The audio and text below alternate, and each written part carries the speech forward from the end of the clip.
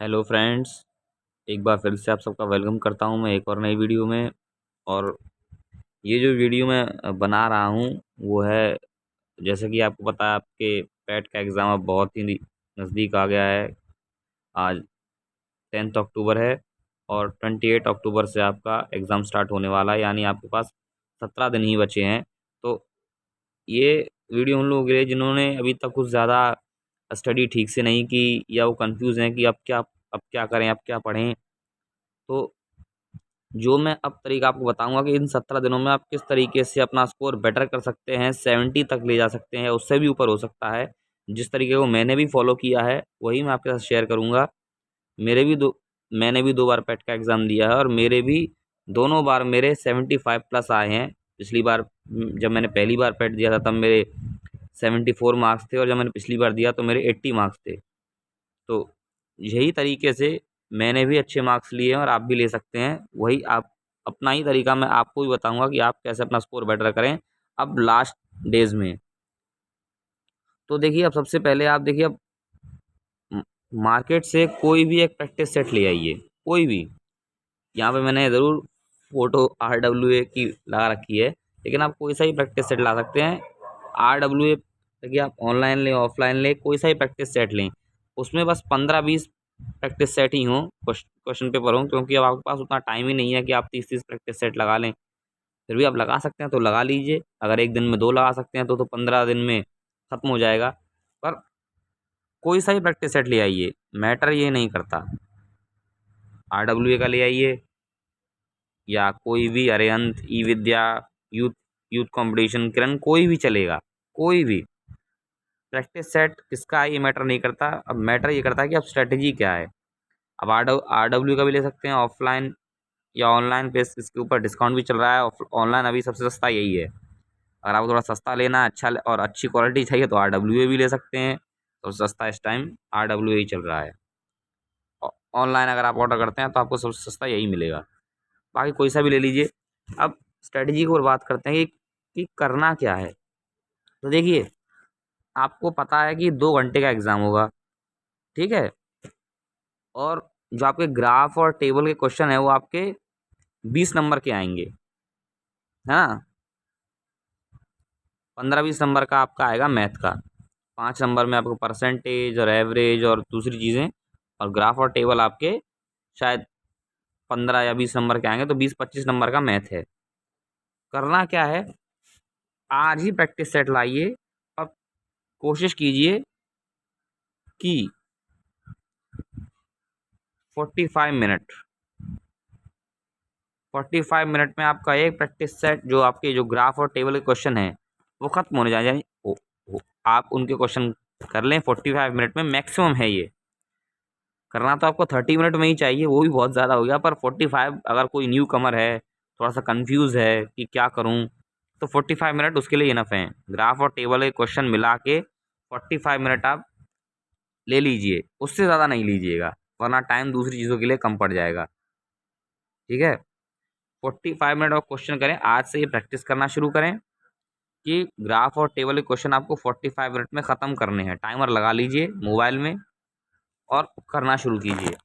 रोज़ एक एक बार आपको यही ग्राफ और टेबल के एक, मतलब जितनी प्रैक्टिस सेट है आपके पास 15-20, उसमें से एक प्रैक्टिस सेट के आपके ग्राफ और टेबल क्वेश्चन खत्म हो जाने चाहिए रोज़, एक कम से कम। ज़्यादा कर सकते हैं ये 45 मिनट एक सेट के ग्राफ और टेबल खत्म करने के लिए। तो दो के लिए कितने हो गए, 90 मिनट, यानी 1.5 घंटा। दो कर सकते हैं तो एक को सुबह या दोपहर में कर लीजिए और एक को रात में प्रैक्टिस सेट्स के जो ग्राफ और टेबल क्वेश्चन है वो कर लीजिए। तो 2 प्रैक्टिस सेट से आपके क्वेश्चन खत्म होंगे, ठीक है। ये हो गया। और अगर आप क्लास ले रहे हैं कहीं, उससे समझ करना चाहते हैं तो कर लीजिए, पर टाइम आपके लिए थोड़ा सा कम पड़ जाएगा। मेरा सजेशन यही है कि आप सबको थोड़ा बहुत तो मैथ आता ही होगा, आप ग्राफ और टेबल के क्वेश्चन खुद से कीजिए, सेल्फ सॉल्व कीजिए। 2-4 क्वेश्चन शुरू में गलत हो जाएंगे, लेकिन उन गलतियों को आप समझिए कि आपने गलती कहाँ कर दी, तरीका कैसे अप्लाई करना है। अगली 2-4 सेट आप जैसे ही करेंगे, उसके बाद आप क्वेश्चन ऑटोमेटिक सही हो जाएंगे। मैंने जब शुरू में पढ़ दिया था तो मैंने तो कोई भी ग्राफ और टेबल की ज़्यादा क्लासेस नहीं ली थी, मैंने बस खुद से ही किया था और मेरे ग्राफ और टेबल सही हुए थे, कुछ ही क्वेश्चन गलत हुए थे। दूसरी बार में मैंने ऐसा ही किया। तो लेकिन मैंने प्रैक्टिस सेट ज़रूर लगाए। यही है मेन चीज़। मैंने टाइमर लगा लिया था कि 45 मिनट मैक्सिमम लूँगा, हालाँकि मेरे तो 35 मिनट में ही हो गए थे, तो वो कोई बात नहीं है। 45 मिनट आप मैक्सिमम लीजिए। रोज़ करना है, एक प्रैक्टिस सेट कम से कम उसके ग्राफ और टेबल्स के क्वेश्चन, पूरा प्रैक्टिस सेट नहीं, केवल ग्राफ और टेबल के क्वेश्चन रोज़ एक प्रैक्टिस सेट के। 2 कर सकते हैं तो 2 कर लीजिए। अब बात आ जाती है, ये तो गया मैथ का। मैथ के ग्राफ और टेबल हो गए। अभी जो बाकी मैथ के क्वेश्चन जो हैं 5 नंबर के, उनकी भी बताऊँगा आगे। अब बात कर लेते हैं इंग्लिश की, कि इंग्लिश का क्या करें, 5 नंबर की आएगी। तो इंग्लिश का देखिए, अब तक सबको पता है, अगर 2 बार पैड दिए होंगे किसी ने या पहली बार पैड दे रहा तो बता दूं कि केवल इंग्लिश का एक ग्राफ आता है, पैराग्राफ। उसमें से आपको 5 क्वेश्चन करने हैं उसको पढ़ के। तो इसी प्रैक्टिस सेट में वो पैराग्राफ भी होगा ऐसा। तो हैबिट बनाइए कि आप उसको कर सकें। कोई ग्रामर वगैरह के ज़्यादा क्वेश्चन अभी तक तो पूछे नहीं गए हैं। 2 पैड के एग्ज़ाम हो चुके हैं। हाँ, एक आध साइनोनियम एंटोनियम पूछ लेता है, लेकिन वो उसी ग्राफ में कुछ ऐसे वर्ड होंगे, उन्हीं का या तो साइनो या एंटो पूछेगा।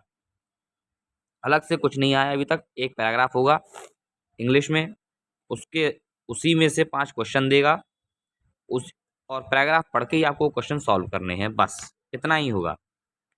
तो इसी प्रैक्टिस सेट से कीजिए इंग्लिश के क्वेश्चंस की प्रिपरेशन, जो आप प्रैक्टिस सेट लाए हैं मार्केट से, ठीक है। और इंग्लिश के पैराग्राफ करने के लिए 5 मिनट बहुत हैं, 5 से 7 मिनट, है ना। ये इंग्लिश के लिए हो गई। 5 से 7 मिनट बहुत हैं। चाहें तो 8 भी ले सकते हैं, पर इससे ज़्यादा मत लीजिएगा, बहुत हो जाएंगी। 5 मिनट अगर आप अभी से करना शुरू करेंगे, इंग्लिश के पैराग्राफ को अभी से पढ़ना शुरू करते हैं, तो आप क्वेश्चन कर भी लेंगे। 5 से 7 मिनट, मैक्सिमम 8 मिनट, बस उससे ज़्यादा नहीं, ठीक है। ये हो गया इंग्लिश की बात। इसके अलावा इंग्लिश में और कुछ नहीं पढ़ना है, कुछ नहीं पढ़ना है। ग्राफ आएगा, पैराग्राफ, उसी को करना है। हैबिट बनाइए कि आप पढ़ के क्वेश्चन सॉल्व कर सकें। अब हिंदी की बात कर लेते हैं। मैथ की बात मैंने आपको बता दी। अभी जो 5 क्वेश्चन रह गए हैं उनको मैं आगे बताऊंगा कि करना क्या है, कैसे करना है। इंग्लिश की बात हो गई, मैथ की बात हो गई, हिंदी की बात। तो हिंदी में देखिए आपको करना क्या है। हिंदी में आपके क्या है, संधि है, संधि समास, ये सारी चीज़ें, संधि समास, विलोम, पर्यायवाची, अनेक शब्दों के लिए एक शब्द, तत्सम तद्भव। इसके लिए अगर आपने, वैसे आप हिंदी पढ़ रहे होंगे पर नहीं भी पढ़ी है अब तक, तो अब देखिए एक्स्ट्रा कुछ नहीं पढ़ना है। संधि समास, ये जो जितने भी क्वेश्चंस हैं पैट का, आपने अगर नोटिफिकेशन देखा होगा, एग्जाम सिलेबस देखा होगा, तो बस या तो लूसेंट की हिंदी ले आइए, अब भी नहीं पढ़ा है तो लूसेंट, या फिर अरिहंत की हिंदी की बुक आती है ओंकार नाथ शर्मा की, लूसेंट की हिंदी या अरिहंत की हिंदी की आती है ओंकार नाथ शर्मा की, वो ले आइए। और उसमें से जो भी आपके हिंदी में दिया हुआ है, संधि समास, पर्यायवाची, विलोम शब्द, तत्सम तद्भव, जो भी दिया हुआ है उसे पढ़ लीजिए। हर दिन आपको एक टॉपिक खत्म करना है हिंदी का। संधि एक दिन पढ़िए, समास एक दिन पढ़िए, विलोम शब्द, अनेक शब्दों के लिए एक शब्द, तत्सम तद्भव। हाँ, पर्यायवाची में आपको टाइम लग सकता है, क्योंकि उसके पर्यायवाची काफ़ी होते हैं एक ही वर्ड के। तो पर्यायवाची में आप 2 से 3 दिन ले सकते हैं, बस। बाकी के ये टॉपिक हैं, मैक्सिमम आपको 7 दिन लगेंगे हिंदी के पूरे टॉपिक्स को पढ़ के ख़त्म करने में, मैक्सिमम 7 दिन। 7 दिन में आपकी हिंदी के सारे टॉपिक ख़त्म हो जाएंगे। और अभी आपके लिए 17 दिन है, ठीक है। तो फिर जब एक बार ये टॉपिक ख़त्म हो जाए तो फिर क्या करें, आप जो प्रैक्टिस सेट आप लाए हैं उनमें से हिंदी क्वेश्चन करने की कोशिश कीजिए।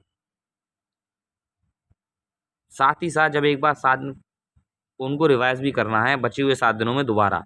और क्वेश्चन आपको प्रैक्टिस सेट में से करने ही करने हैं उनके, चाहे हिंदी के जितने भी संधि पर्यायवाची जो भी हों, और उन बुक में भी क्वेश्चन होंगे उनको भी कर लीजिएगा। आपकी हिंदी में एकदम मस्त हो जाएगी। इतना तो आप कर ही लेंगे कि आपका हिंदी में 5 में से 4 नंबर कहीं नहीं गए, इतना तो हो जाएगा।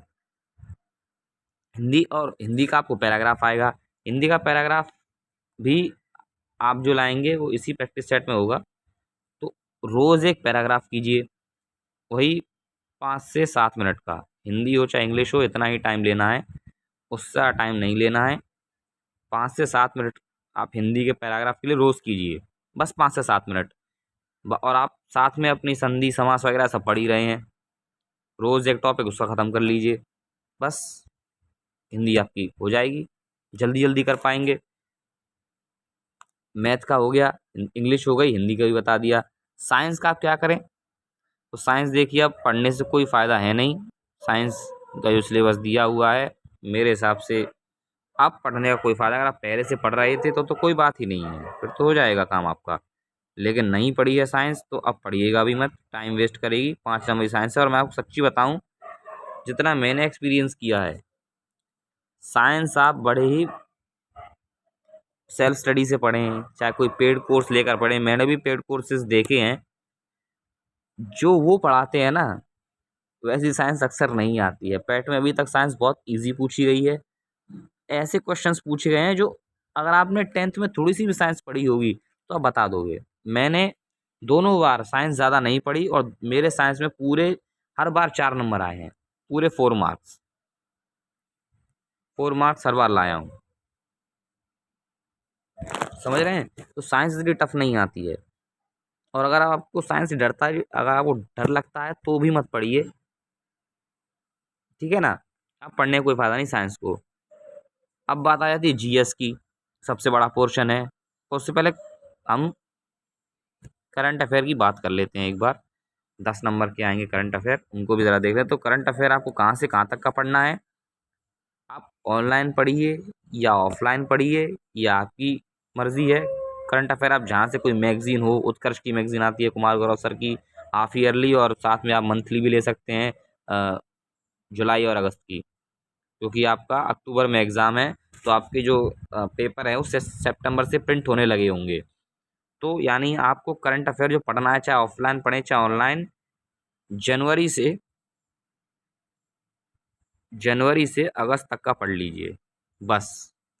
6 महीने का तो वैसे भी सब कहते हैं, आप जुलाई अगस्त 1-2 महीने और ले लेंगे तो क्या, कोई टेंशन नहीं है। जनवरी से अगस्त तक का करंट अफेयर आपको पढ़ना है, बस इतना ही करंट अफेयर पढ़ना है। 1 जनवरी से अगस्त 31 तक, बस इतना। इससे ज़्यादा करंट अफेयर नहीं पढ़ना है। इसी में से आएगा, 10 क्वेश्चन आएंगे, एकदम पक्का कर लीजिए, 10 में से 8 क्वेश्चन लाना ही लाना है। जिसका ये खराब जाएगा वो पैट में नीचे जाएगा, क्योंकि मैथ के क्वेश्चन बहुत लोग कर लेंगे। पिछली बार भी जितने भी कम स्कोर बना है वो करंट अफेयर की वजह से ही बना है, क्योंकि करंट अफेयर बहुत से स्टूडेंट्स के जो थे आंसर गलत चले गए थे। तो करंट अफेयर पे कमांड बनानी है आपको। अगर उठाएगा पैट के एग्ज़ाम में आपके नंबर तो यही टॉपिक उठाएगा। ये करंट अफेयर हो गया, कहाँ से कहाँ तक का पढ़ना है ये भी बता दिया। हाँ, और ये भी बात है कि करंट अफेयर का टेस्ट आप इस प्रैक्टिस सेट से नहीं दे पाएंगे, कि ये पहले ही प्रिंट होते हैं, तो इनमें से देने का कोई फ़ायदा नहीं है ना? ठीक है, करंट अफेयर हो गया। अब जीएस की बात कर लेते हैं कि जीएस कहाँ से पढ़ें भाई। आधी तो जीएस ही है इस एग्ज़ाम में, तो उसको तो छोड़ ही नहीं सकते, है ना? वो भी देख लेते हैं। तो जीएस के लिए एक जो बुक सबके पास होगी वो होगी लूसेंट की बुक। मुझे बताने की ज़रूरत नहीं है, हिंदी इंग्लिश दोनों मीडियम में आती है, सभी स्टूडेंट्स के पास होगी। और अगर नहीं है तो प्ले स्टोर पर से, गूगल प्ले स्टोर से आप लूसेंट की बुक डाउनलोड कर सकते हैं। सर्च मार लीजिएगा लूसेंट बुक, हिंदी इंग्लिश दोनों में मिल जाएगी। उसको डाउनलोड कर लीजिए और उसमें से आप पढ़ना शुरू कीजिए।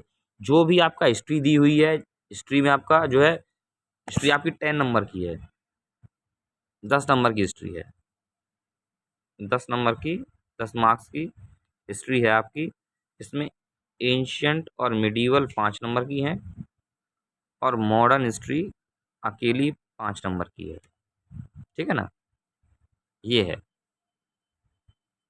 तो एशियन मिडीवल में जो जो टॉपिक आपके एग्जाम सिलेबस में दिए हैं उन्हीं को पढ़ना है। मॉडर्न हिस्ट्री में जो जो दिया है उनको पढ़ना है, बस।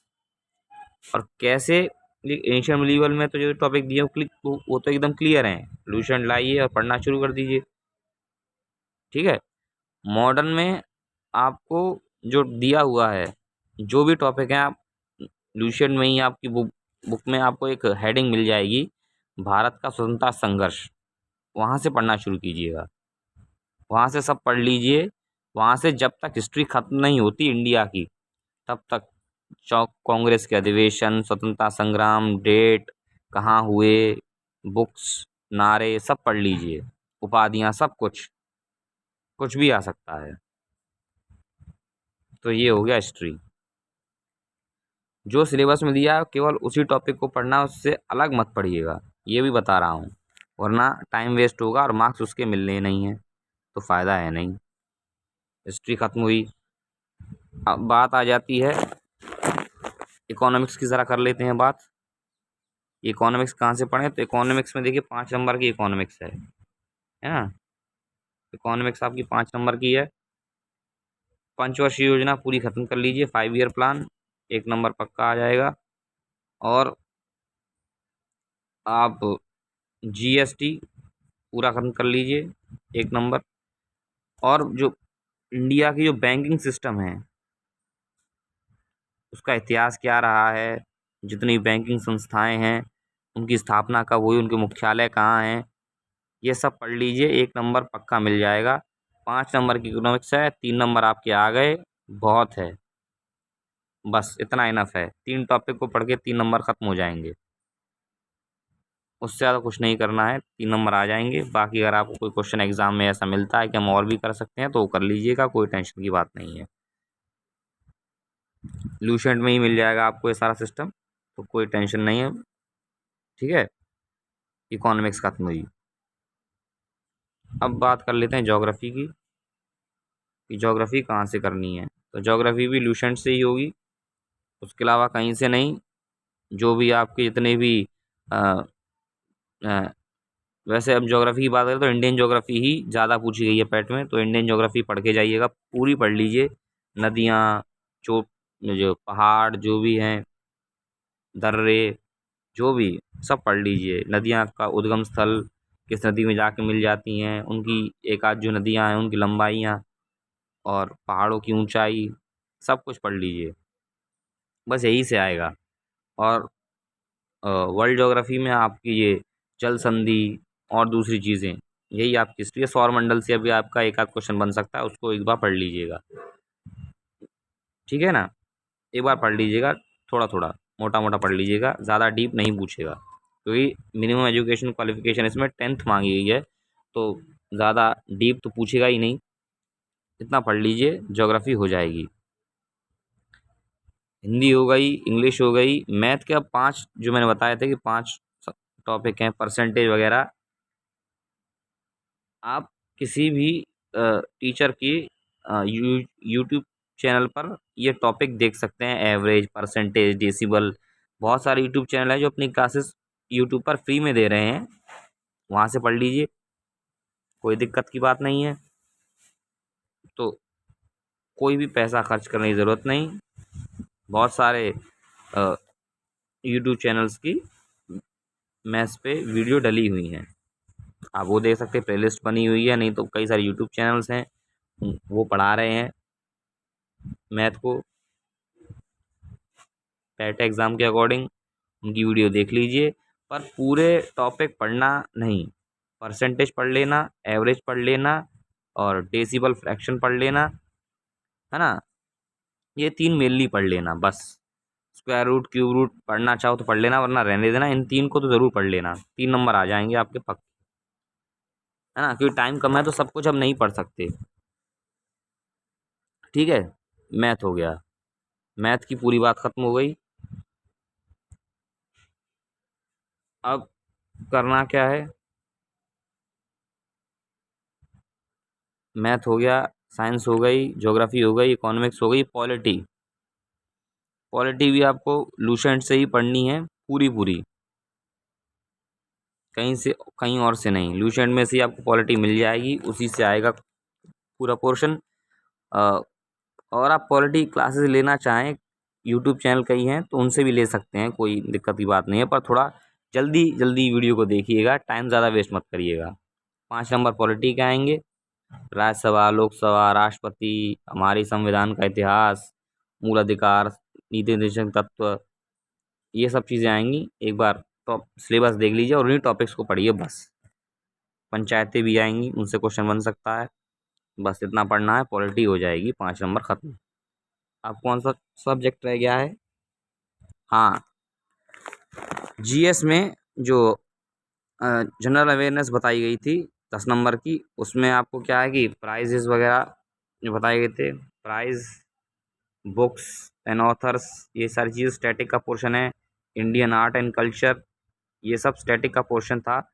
और और भी चीज़ें, तो स्टैटिक का पोर्शन है वो आप लूसेंट से उतना कवर नहीं कर सकते, ये एक सच्चाई है। अगर आपके पास RWA की जो स्टैटिक जी की बुक है वो है तो अच्छी बात है, उसमें से कवर कर लीजिएगा।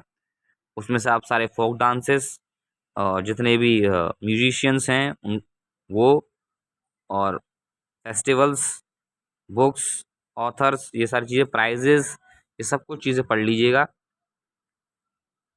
और हाँ, वो भी पढ़ लीजिएगा जो पूछे जाने वाले हैं, इन कंट्रीज़ की करेंसीज और कैपिटल्स, इससे भी क्वेश्चन आएंगे हर बार, या तो कैपिटल से या करेंसी से क्वेश्चन आया है, क्योंकि वो दिया हुआ है तो पूछता है। ये चीज़ें थोड़ी सी स्टैटिक जीके का पार्ट हैं, तो आपके पास अगर RWA की बुक है तो अच्छी बात है, नहीं है तो मैं आपको PDF प्रोवाइड करा दूंगा।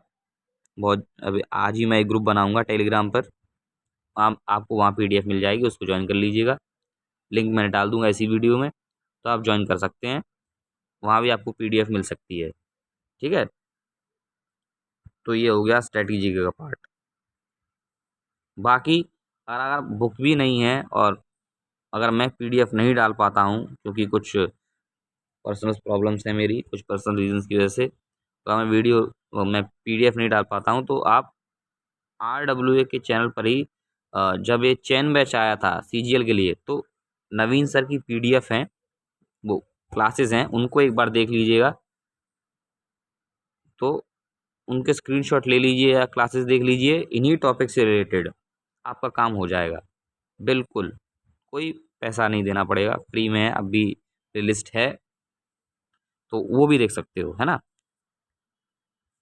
मेरे टाइम में मैंने तो जब दिया था तब तो ये नहीं था, पर देख सकते हो जाएगा काम।